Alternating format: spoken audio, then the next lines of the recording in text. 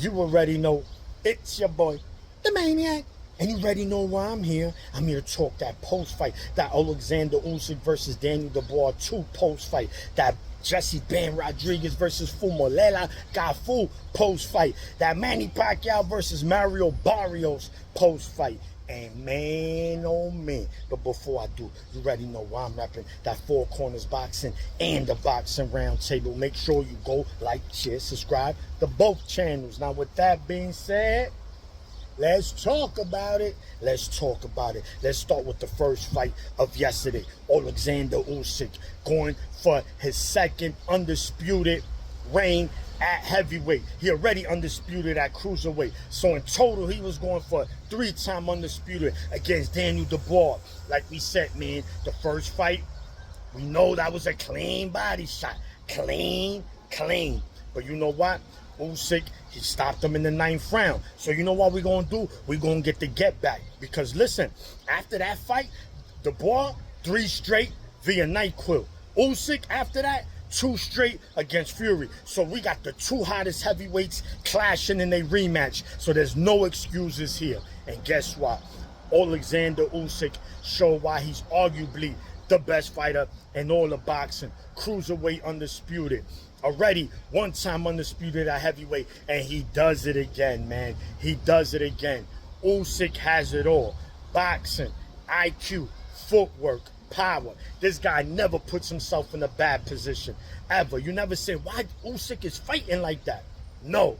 You know why? Because he's great. That's called greatness. Great fighters don't put themselves in bad positions. In fact, they always put themselves in a great position. And Usyk did it, man. He used the jab. He used that Lee hand. He put it out there. It was coming straight with the left. Whenever time Dubois came in aggressive with that right, he countered him with that left. Bing, bang, the footwork. Dubois just don't have the skill set, the technicalities to beat the likes of Usyk. His only chance was a knockout. Cat hitting him with that money shot. He did go for the fences a couple of times, but that's just not Dubois' style. He's not a fighter that's just like a Subriel Matias or a Pitbull Cruz that's just going to overwhelm you with volume. That's not Dubois. He's more of a calculated pressure fighter. He takes his time. But with Usyk, if you don't have the technical skills, then that is not going to work unless you land a home run. Nonetheless, Usyk gets it done via 5th round stoppage. He does it again. He solidifies himself as one of the greatest heavyweights of all time. What number he falls under, it doesn't matter. He is one of the greatest heavyweights of all time. 2-time undisputed heavyweight in the 4-belt era. He's beaten the best fighters at heavyweight. Honestly, the only fighter for me that I wouldn't mind seeing him fight at heavyweight will be the likes of a Joseph Parker. Obviously, I will favor Usyk in that fight. Not saying he has to fight him, but that's really the only intriguing match there is left for him. So you know what? If it happens, so be it. If it doesn't, Usyk, shout to you if you retire, or if you even choose to go back down to cruiserweight and try to line yourself up with a fight with someone like Ja Opetaia, which a fight no one will say no to. So shout to you, man. Now let's get to later in the night. We had Manny Pac-Man Pacquiao making his first appearance in 4 years, coming off a loss in his last fight against Ugas, going up against the WBC champion and Mario Barrios. And look, man, I wasn't excited about this fight. I didn't really care much for this fight. It's a young man's sport. Yes, there's history of fighters being up in age and doing great things, but that was before. This is now. But it's Pacquiao.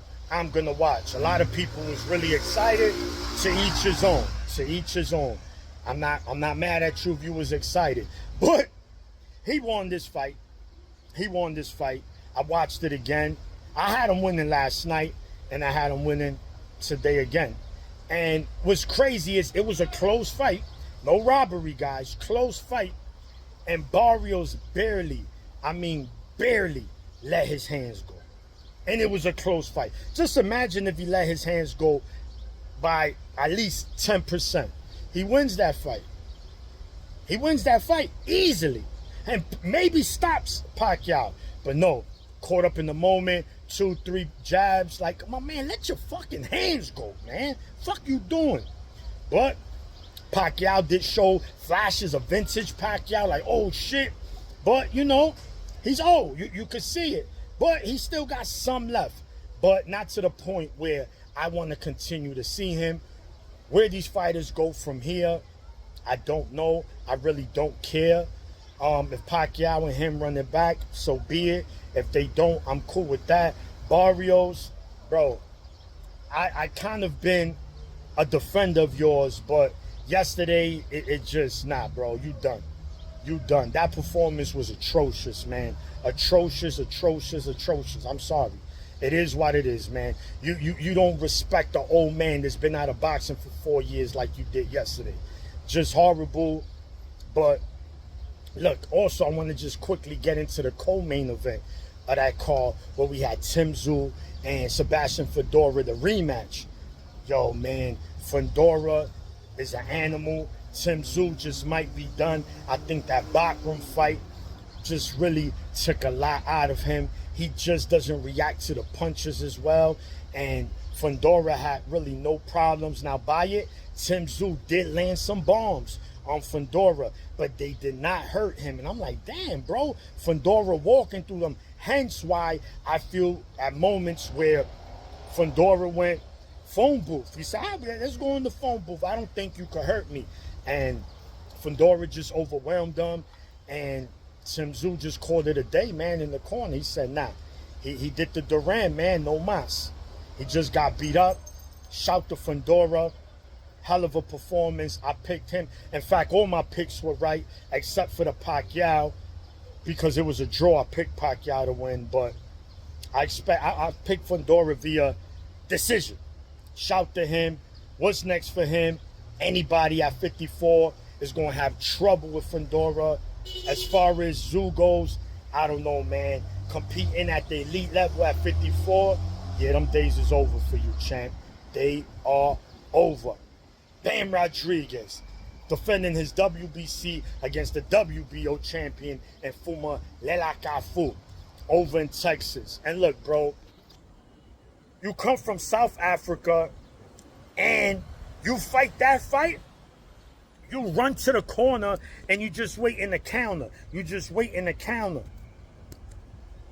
Bro, shout to Bam, man. He got him up out that corner. Bam did not get frustrated. He did what he was able to do, and he still shows skill, body shot, movement. I think Fumalela Kafu's team understood that Bam's angles were just going to be too much for him. Let's stay in the corner. Let's limit him on where he could hit us. And that did not stop him one bit. And that did not stop him one bit.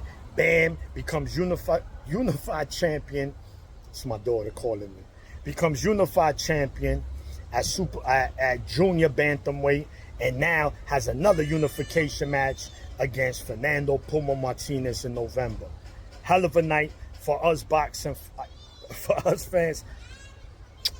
I'm coming. I love you. It's your boy, the Maniac, and I'm out.